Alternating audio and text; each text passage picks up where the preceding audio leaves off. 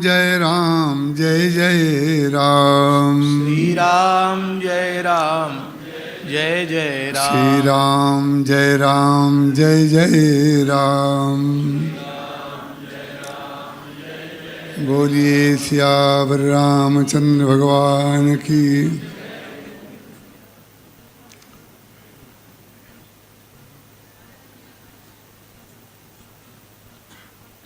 आज हमारा ये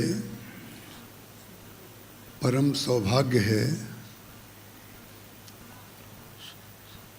ये कृपा प्रधान सौभाग्य है, ये कर्म प्रधान सौभाग्य नहीं है। मेरा जीवन कृपा प्रधान ही रहा है। पूज्य महर्षि ने जब हमारे गुरुदेव का नाम लिया, उनका जब नाम लिया जाता है तो मैं धन्य हो जाता हूँ। उनके नाम से ही मेरा कोई भी अस्तित्व है।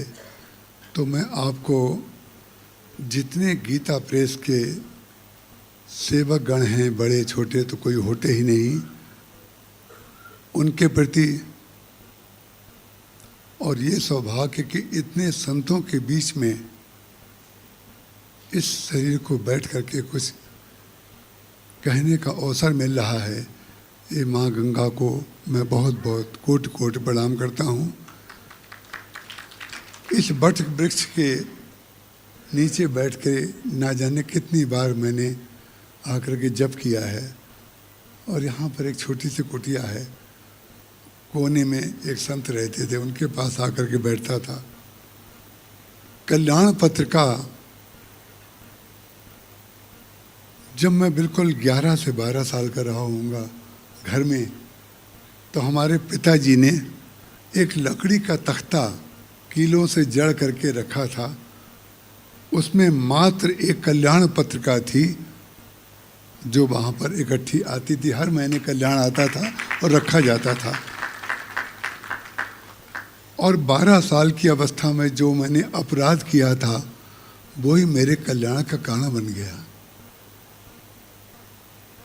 एक चित्र छपा था कल्याण में, आप बोलें या ना बोलें, लेकिन आप में से ना जाने कितने ऐसे भक्त बैठे होंगे जिन्होंने वो अपराध किया होगा। वो ये कि कल्याण जब पत्रिका आती थी तो उसमें चित्र बड़े सुंदर होते थे। तो ना जाने कितने ऐसे भक्त यहाँ बैठे होंगे जिन्होंने कल्याण से उसको काटा होगा। और काटा इसलिए जाता था कि वो जोड़ने का काम करते थे। वो काटने के लिए नहीं, वो जोड़ने के लिए। मैंने काट दिया और काटने के पश्चात हमारे पिताजी ने देख लिया। और पिताजी और माताजी का स्वभाव होता है कि बच्चा जो नया कर दे उसमें उसको प्रताड़ना मिलती है। तो उन्होंने हमें प्रताड़ित किया। ठाकुर जी को उनकी दृष्टि से हमने काटा, लेकिन हमने उनको बसा लिया।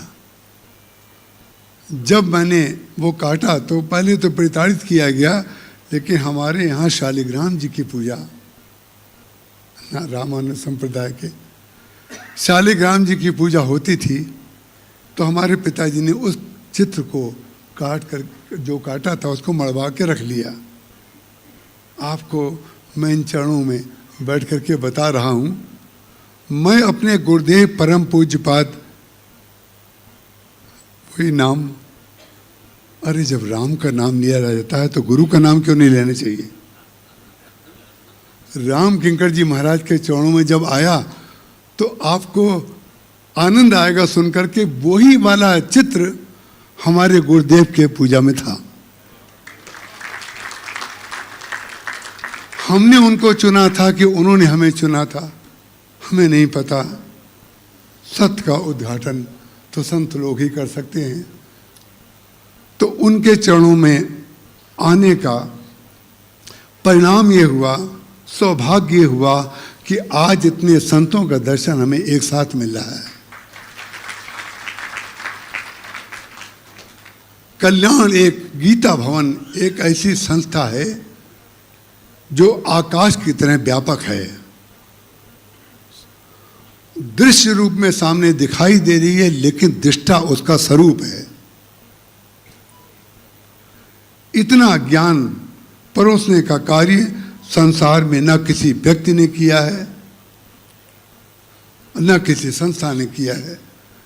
छाप करके गीता प्रेस ने जितना विस्तार किया है, कोई घर ऐसा नहीं होगा जिसमें एक पुस्तक कम से कम गीता प्रेस की ना हो।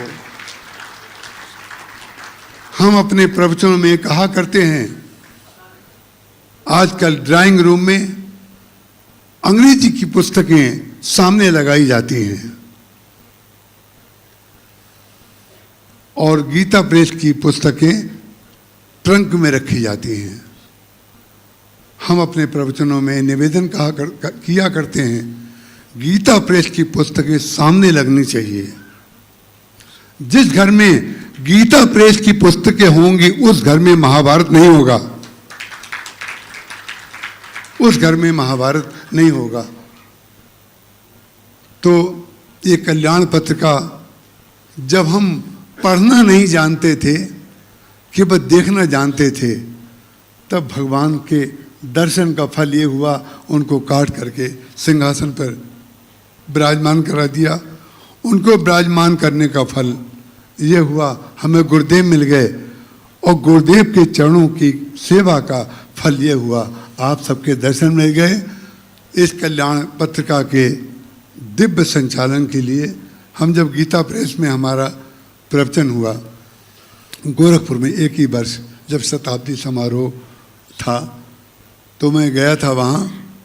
तो मैं चारों ओर जो गीता, जैसे यहाँ पर लगे हैं चित्र, आप लोग थे वहाँ, मैं गया तो मैंने कहा वो चित्र कहाँ है, क्योंकि वो तो मैंने कल्याण से निकाला था। उन्होंने कहा जितने चित्र कल्याण में छपे हैं सब यहाँ लगे हैं। मैंने देखा कि मैं तो वो ही देख रहा था, आप जिसके हो जाते हैं उसको ही देखना चाहते हैं, बाकी लोग तो दिखते हैं। ये प्रेम का स्वरूप है, आप जिसके हो जाते हैं, आपकी आंख उसी को देखती है। तो वहाँ वो चित्र नहीं था। मैंने आप लोगों से, आदरणीय लोग सब बैठे हैं वहाँ गीता प्रेस के, मैं मुझे स्मृति का तो हो गया है, आप जो संचालन कर रहे थे, तो आपका शुभ नाम लालमणि सिंह जी, लालमणि जी, तो आपसे मैंने कहा कि वो चित्र नहीं दिख रहा है। तो उन्होंने कहा कि कौन सा, ऐसा तो कोई चित्र नहीं है जो यहाँ ना लगा हो। हमने कहा नहीं, हमने उसको काट के लगाया है चित्र। तो फाइल खोली गई पुरानी, उसमें वो निकला। तो ठाकुर जी जो हैं प्रकट रूप से भी रहते हैं और अप्रकट रूप से भी रहते हैं। भगवान का जन्म जो है पकी हुई खीर, अग्निदेव ने खीर का वितरण किया था। पकी हुई खीर का तात्पर्य क्या होता है? देखिए, धान को या किसी भी धान्य को पका दिया जाए तो उसका पुनर्जन्म नहीं होता है। पके हुए का पुनर्जन्म, जो उबल गया उसका पुनर्जन्म नहीं होता है। ऐसे ही साधना जिसकी पक जाती है उसका भी पुनर्जन्म नहीं होता है। यहाँ जितने लोग संत बैठे हैं, और मैं आपको बता दूं, सामने जो दाएं बैठे हैं वो और बाएं बैठे हैं वो, ना जाने कितने इसमें ऐसे हैं जो मुक्त हैं। मुक्त होना इनको बाकी नहीं है, मुक्त स्वरूप हैं।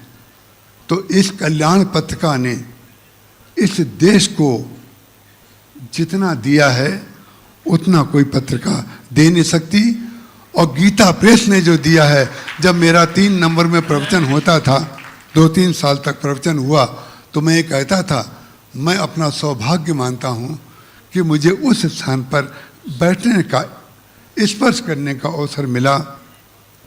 मैं सब गीता प्रेस से जुड़े हुए जितने भी लोग हैं उनके चरणों में और संतों के चरणों में बहुत बहुत प्रणाम करते हुए, कुछ शब्दों में जो बन सका वो आपके सामने कहा।